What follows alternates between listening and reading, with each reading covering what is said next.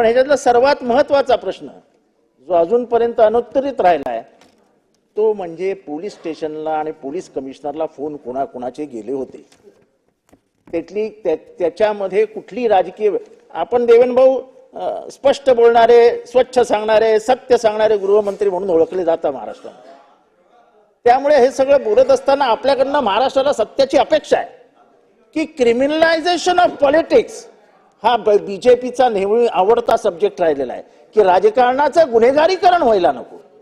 असं असताना ह्या पोलीस स्टेशनला किंवा कमिशनरला कुठल्या कुठल्या मंत्र्याचे आणि कुठल्या आमदारांनी टावरेवरती तसेच पोलीस स्टेशनवरती दबाव आणले होते. कॉल रेकॉर्ड्स आहेत, अमितेश कुमार यांनी स्वतः इंटरव्ह्यू दिलेले आहेत.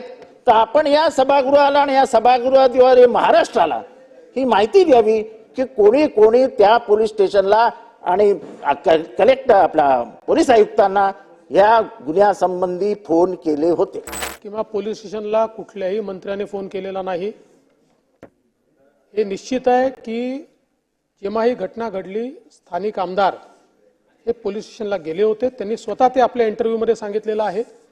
त्यांनी हे सांगितलंय की मी त्या कंपनीतच काम करायचो, त्यांच्या वडिलांनी मला सांगितलं, मी गेलो त्या ठिकाणी सीसीटीव्हीचा रेकॉर्ड आहे. ते पोचल्यानंतर जवळपास 35 मिनिटांनी पीआय तिथे पोचले.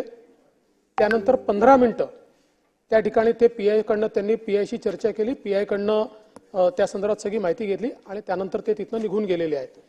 याच्या व्यतिरिक्त कोणीही दबाव आणलेला नाही, कोणाचाही फोन रेकॉर्ड नाही.